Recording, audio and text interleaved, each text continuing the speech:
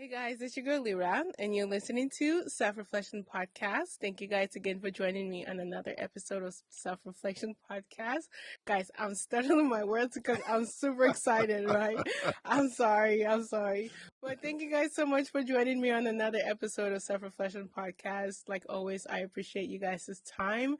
If you're not doing your best, always, I'm going to remind you to prioritize, right? Self-care is important. Prioritize loving yourself.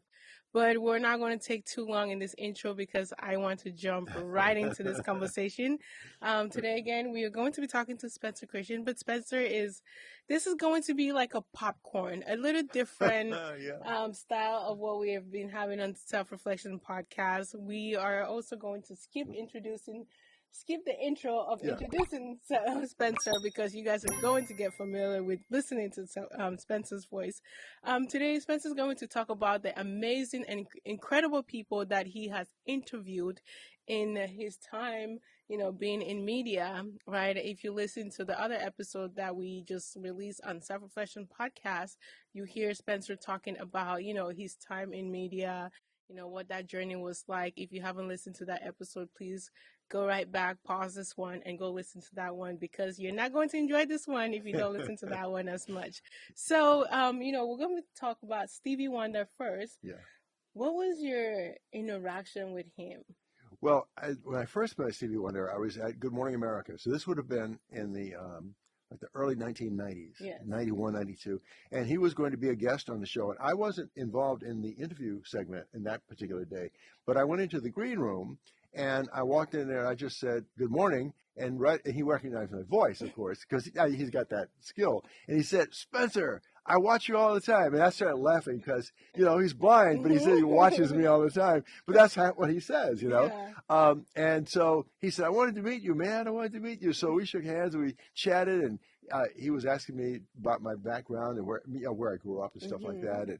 And I was telling him, I said, when you were little Stevie Wonder, when you first came out with that Fingertips, that first hit, you were like 12 or 13, and I was about 15, and I said, I've been a fan of yours ever since. And he said, I'm a fan of yours too. So it was just blew me away, as it always did when I would meet somebody really, really famous who had accomplished so much, but they would say, I'm a fan of yours too. Yeah. But the second time I met him, I interviewed him out here.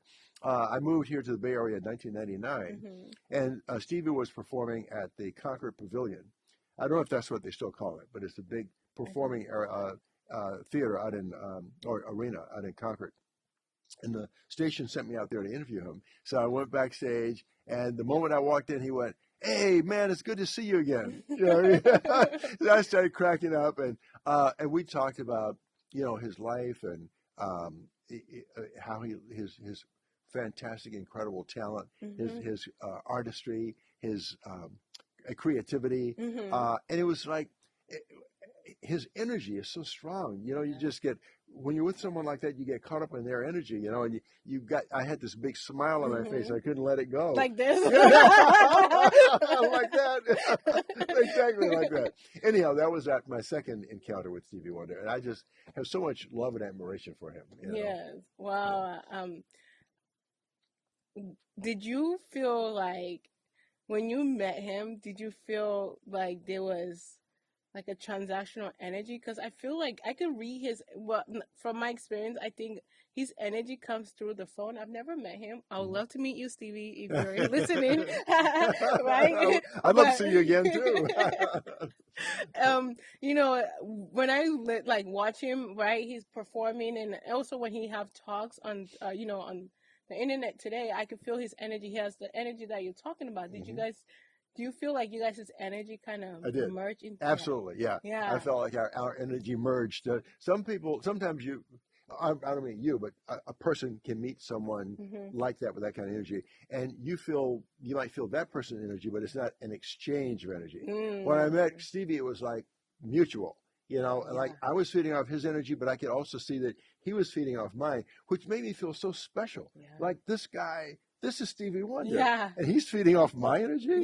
Yeah, but it was a mutual thing. Both times, because when I saw him the second time, it was almost like no time had passed. It was almost like we picked up the next day, you know. It's like you guys have been friends for a while. Yeah, and we weren't friends because I didn't get to know him well enough that I could say Stevie Wonder's my friend. I had only met him that one time in the green room, but we did have this conversation that was meaningful. It was impactful, if you will. So when I saw him that second time to actually do an interview, it was almost like he was embracing me like I was an old friend, not like I was some dude there just to do an interview, you know. And that felt good. Yeah, I bet. Yeah. Talking about old friends, I know that Oprah Winfrey is one of those people that has been on television, has been in media for a really, really long time. Yeah. Have you had the opportunity to work with Oprah? Yes, several times. In fact, when she had her afternoon show on for a long time, I was a guest on there 3 times. Once I was there with my 2 colleagues from Good Morning America, Charlie Gibson and Joan London, and we were talking about morning TV.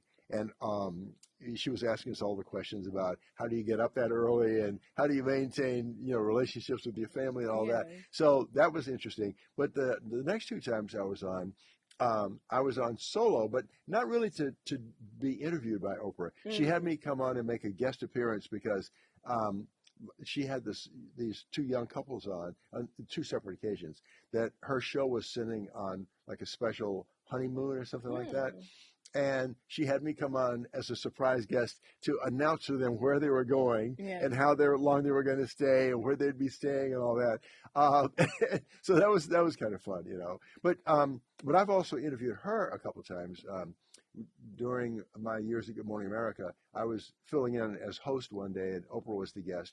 We talked to her about her life and her career, and growing up in the Old South and all that. And then once since I moved to the Bay Area, I think it was around 2008 or maybe 2010, somewhere in there. It was 2010 because it was the last year that her show was on the air. And ABC7 here in the Bay Area sent me to Chicago to interview Oprah to talk about her long-running show and how it felt to be giving it up now and going on to other ventures. And we hung out for a while and traded personal stories and professional stories. It made a nice little connection there. It was sweet. Yeah. What is Oprah like in person? Larger than life. Larger than life. She's got this big personality, know, and when she gives you a hug, it's like she's not going to even let go. But she's just got this positive energy, this powerful personality, and you get caught up in it, like you were saying earlier. Like with Stevie, it was more of a mutual thing. Like we were feeding off each other's energy. But Oprah doesn't even need to feed off anybody else's energy. She's got enough of her own that she shares it. She spreads it around. Wow. Yeah. I was like admire her and admired the way that, when it comes on to like the entertainment and how she has built her life. You're right, having her own network and all of those things. Oh my gosh! Yeah, I admired that in her. So it's beautiful. The Oprah enterprise. Yeah. She owns a production company and a studio, and she had the successful career, and she's written books, and she's just an enterprise. Yes. Yeah. And when it comes down to politicians. I know you had a time to spend with Barack Obama. Yes. What was your interaction like with the one and only Barack Obama and the first, or we would say the first, quote unquote, black president in America? That's right. There may be a second coming up, but so he had not yet become president. He announced in 2007. That he was actually running, and he was elected in 2008. But before he officially announced, everybody knew he was going to run for president. I mean, that was well known. But he was on a book tour. He had written a book called The Audacity of Hope. And so I was interviewing him in like November or December of 2006, just before he made the formal announcement. So I stayed up the night before and read the whole book because I wanted to read everything he had written about himself so I could ask him some really thoughtful questions, So we met, and I introduced myself. He said, "I know who you are." He said, we used to watch you in the day back on Good Morning America, So that was kind of nice to know that he knew something about me. So we started doing the interview, and I asked, the kinds of questions that almost all the reporters would ask him, like, well, they say you're running for president. Are you really? And or is this strictly just a book tour, that kind of thing? And naturally, he wasn't ready to announce anything yet. And he would say things like, well, can't a guy just write a book without people thinking he's running for president?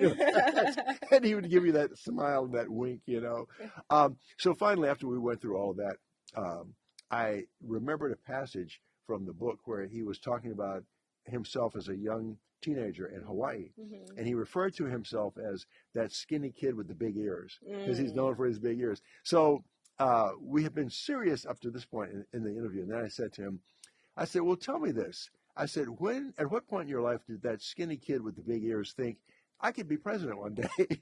And when I asked him that, he cracked up and he flashed that big, bright Obama smile, And he said, man, you really did read the book, didn't you?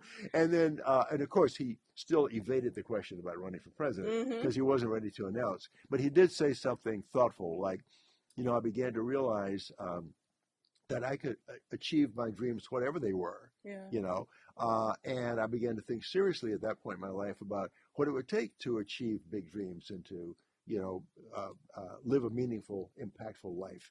So that was pretty much his answer. Yeah, I just to divert a little bit, Barack Obama has been catching a little bit of heat on the social media lately for what he said about, black men not wanting to vote for Kamala. You're thinking about sitting out or even supporting somebody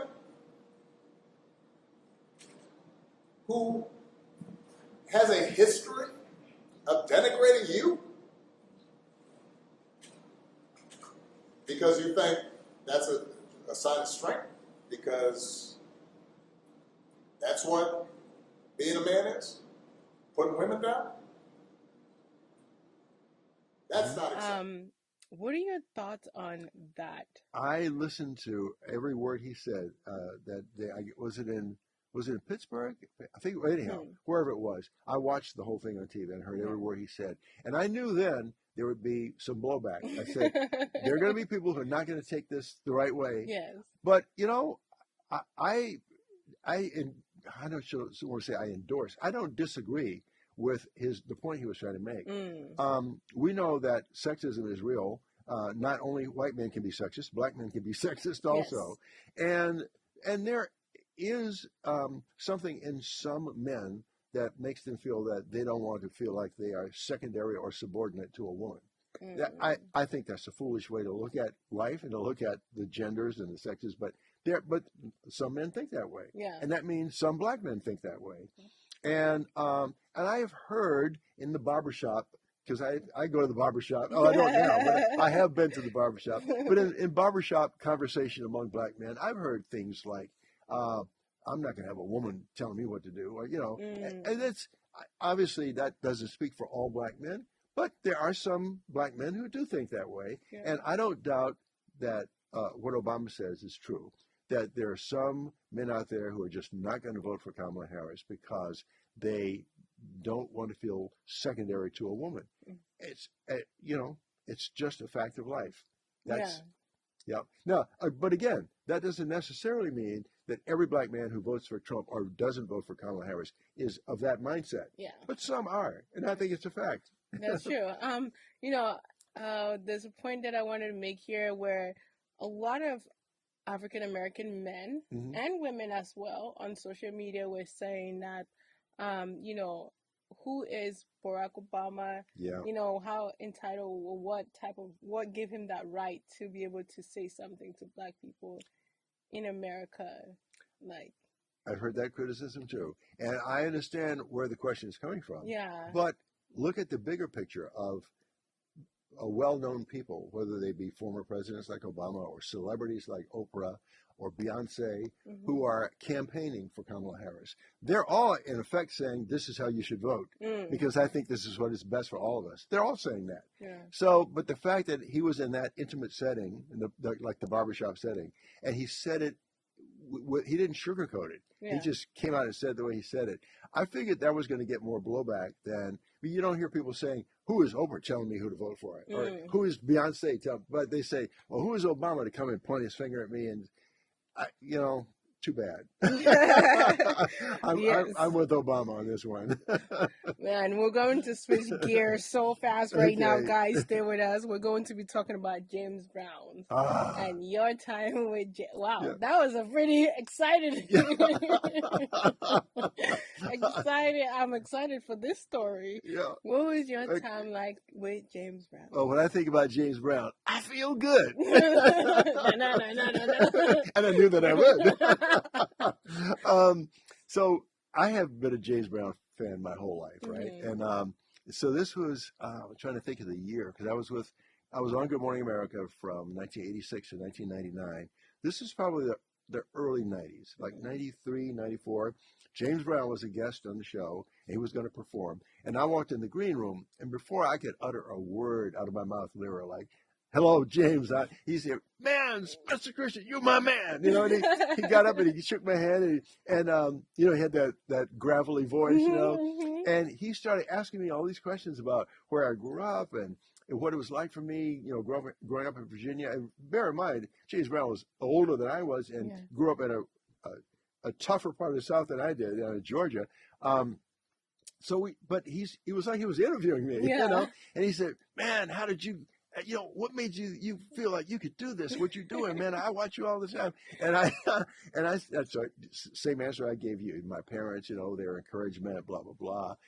They taught me to feel like you could achieve whatever you want if you stick to it. So, and he said, "You know, my daughter wants to do this kind of thing." He said, and I said, "You know, have her get in touch with me." She never did, but I said that to him. So he was just patting me on the back and telling me how much he admired me and respected me. And oh my gosh, I just blew my mind. Yeah. Gee, this is James Brown telling me he admires me, you know?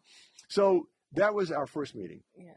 Then I wasn't part of the interview that day. But a couple of years later, he came back on the show, and Good Morning America was doing, they still do this, I think. It's called a Friday concert in the park. And the studio we were in those days was right off Central Park. So we would walk from the studio over to Central Park for the last half hour of the show and interact with the musical guest on the stage. And so I was on stage with James along with Charlie Gibson and Joan London. And he had this little move he used to do. I can't do it now because I'm on a carpet here. Yeah. But he would slide back and forth, you know. And I don't claim to be like a great dancer, but that was a move I mimicked and I practiced when I was a kid. So I said, "James, I can do that slide." And he said, "Let me see you, man. Let me see you." So we did it together, you know, on camera. Wow. I was embarrassed to do it, but he said it looked pretty good. So that was my second interaction with him. But it was all, you know, fun and upbeat and playful. Yeah. I guess the heavier, more serious conversation that we had occurred in that first meeting when he was asking me about where I grew up and what my parents were like and all that, and telling me about his daughter. But this was just all playful and fun, you know, dancing with James Brown. Yes. And then I forget. Oh, he did the song "I Feel Good," and then the camera took a shot of me off in the background, like doing my little James Brown move. That's lovely. Wow, I'm jealous. That's what I can say right now. I feel a little bit of jealousy here. It's okay. It's only natural. Guys, before we continue over in our conversation with Spencer here, I do want to, you know, pose this question to you guys. Please guess 2 or 3 people that Spencer have had conversations with, and put your comments in the comment section or send us a DM, and let's see if your answer is right, because I'm gonna tell you guys, Spencer has a list of like people that you can like not even imagine that this man have a conversation. I'm like, why didn't they just find all the time to have a conversation? Political figures, sports figures, entertainment figures. Yep. You name it. Yep. Spiritual leaders. Yeah, spiritual the Queen, leaders. Did you interview the Queen? The Queen of Sweden. Yes. Queen of Sweden. Yeah. Okay, so I was like, I think I knew you interviewed Queen, but I couldn't remember. But anyways, guys, put your questions, put your comments. Guess who Spencer has had an interview with, and drop that in the comment section, and let's see if you're right. And also, you know, Spencer, I want to say thank you again so much for coming on Self-Reflection Podcast. My pleasure, always. It's amazing to have a conversation with you. I think we're going to touch on a little bit. Let's see. Where do we want to go? Let's go. It's up to you. Sports. Okay. Someone that we all know, Muhammad Ali. Ah. I Ah. had to. I love Ali. I did develop a friendship with him. I didn't just interview him or meet him a few times. Yeah. We actually were friends.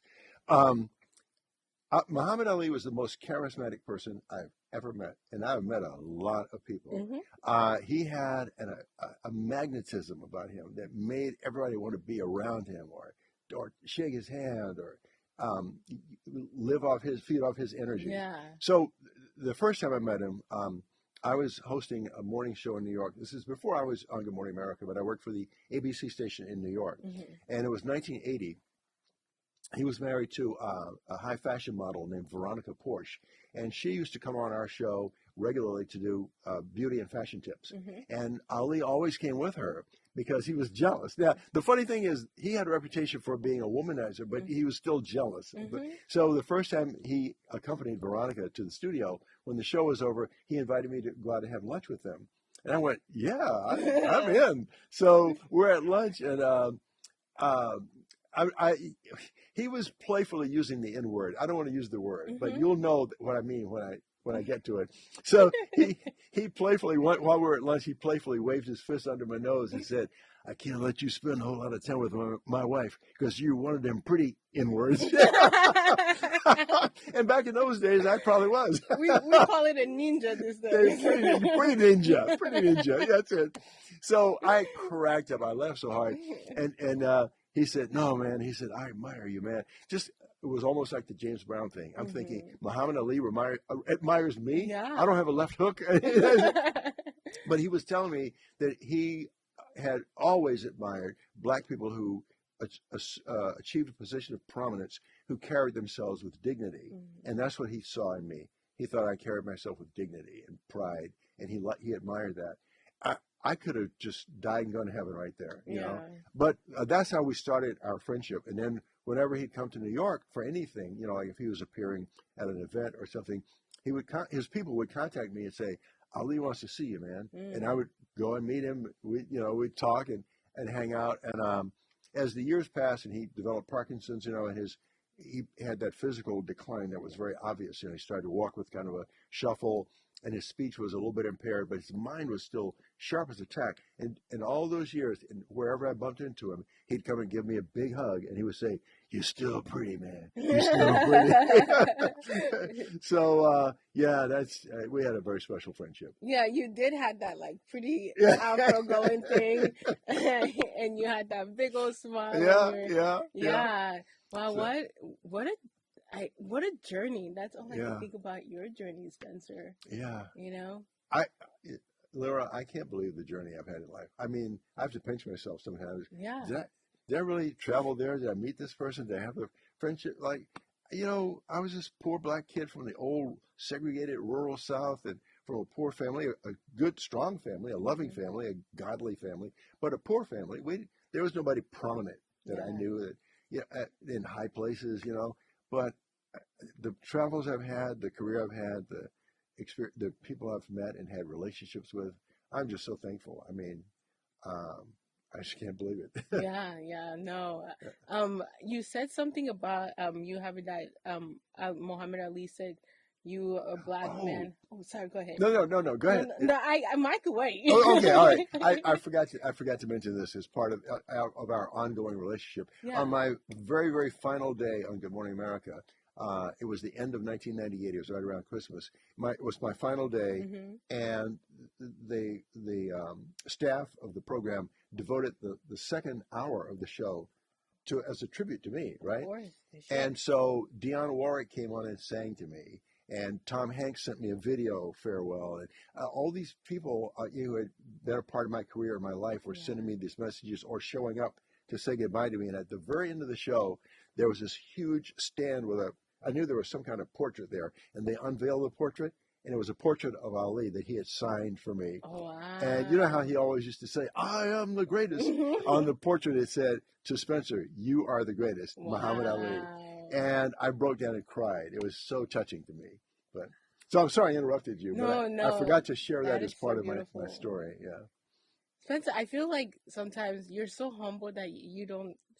I don't know. Maybe I'm the one that is losing it here, but I think you're so humble that you're like, oh, these people, but you are one of the greatest in have ever done this thing in media, in television, in weather, in podcasting, like one of the greatest. And I don't think anyone coming behind you could ever like match your footprint ever. Wow. But at the same time, I think as a person that is in this space, I'm extremely grateful for the footprint that you have left behind. So thank Lyra, you. that's so sweet. Yeah. That means so much to me. Every word you just said means a lot to me. It's powerful. But humility is so important, right? That's another thing. You and I have talked a lot about lessons learned in early childhood, lessons that your parents taught you. My parents, they lived that example for me of the importance of humility. No matter how big you are, no matter what you achieve, if you maintain a level of humility, other people will recognize that and they will appreciate that in you.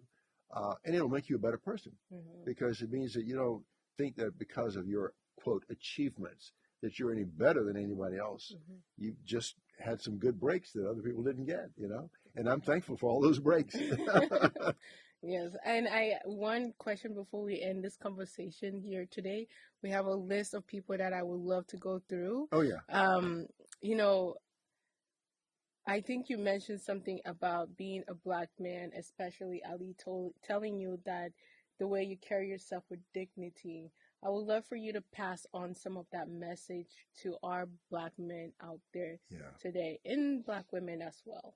The message, if I do have a message that's important, is one that I also learned from my parents, and that is about dignity and humility. I grew up in an era and in a place where, at a time when Black people were largely thought of as being second-class citizens, as somehow being not as good as the majority population, not good enough. That you belong where you are.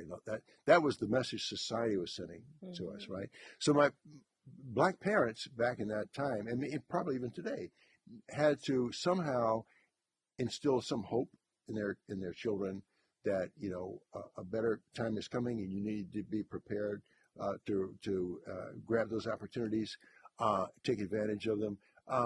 But another part of the lesson, at least that my parents taught me, is don't ever let other people define who you are. Don't let, no matter what the larger society may think of you, don't define yourself by their terms. You define who you are by what you achieve, how you treat people, how you carry yourself, and don't fall into a stereotype. If there are racist people out there, they're going to expect you to talk a certain way and walk a certain way and be a certain way because that's their idea of what a Black person is. Shatter that myth. Yeah. Don't live up to or down to that stereotype. Be who you are and be proud of who you are, but be humble. So that's a lot to absorb and to assimilate, but somehow the message got through. So I was a pretty smart kid. I was usually the smartest kid in my class, and I enjoyed letting people know. But I especially enjoyed letting the white world know, the outside. To me, when I was a kid, the white world was the outside world. And when I went on into those circles, I wanted to be sure that, I was as articulate as the next person, and I was as well-read and knowledgeable as the next person. Not in a showy way, like look at me, I'm so smart. I just wanted to, gracefully and subtly deliver the message that I'm as smart as you are, I'm as good as you are, I speak the language as well as you do, and I'm going to carry myself that way. And I guess that's what Ali saw that he liked, or what James Brown saw that he liked. But yeah, I just don't let other people define. If you want me to give a message to anybody, it is don't let the world define who you are. You define who you are by the way you carry yourself, by the way you interact with other people, by the way you treat other people. Thank you so much again for that message, Spencer. We will be coming back because there's a handful of people here I would love to talk to you about. But we don't have another couple minutes here to go through this, guys. But again, like I said, if you want to guess who Spencer Christian has talked to, this amazing trip of his, right? Shoot us a comment and let us know. And if Spencer has had a conversation with that person, we will make that person a priority. On this show for Spencer to talk about, because Spencer will be coming back to talk about these amazing people that, he has had all these conversations with. Again, Spencer, thank you so much for joining me on Self-Reflection Podcast. Any final words for our family out there? As Arnold Schwarzenegger said in that movie, I'll be back. I'll be back on the Self-Reflections Podcast, so don't miss an episode. I love that. Thank you so much. If you have yet to subscribe to Self-Reflection Podcast, please go ahead and pause right now and hit that subscription button. And also follow us on our social media on TikTok and Instagram. You can find us at Lira, Lira _Ndifon. Again, that is Lira, Lira _Ndifon. I truly appreciate every single one of you guys. You guys are the reason why I continue to create amazing content like this, why I continue to seek to have people like Spencer Christian come share his wisdom and knowledge with us. So please go ahead and share Self-Reflection Podcast with one other person. And also, I do want to just throw this out there. If you have a question about a life lesson that you would like for Spencer to share his perspective and view on, shoot us that question. I think that is one of the questions that, from his perspective, if we can get that, it would be, I think, a life-changing moment for somebody out there. It might not be only you that is asking the question, but somebody else that might come across that, answer from Spencer might change their life. So go ahead, guys, send your comments in, send your questions in, and also don't forget to guess who Spencer Christian has had a conversation with. Thank you guys again so much for joining me on Self-Reflection Podcast. I pray and I hope that you guys have an amazing day.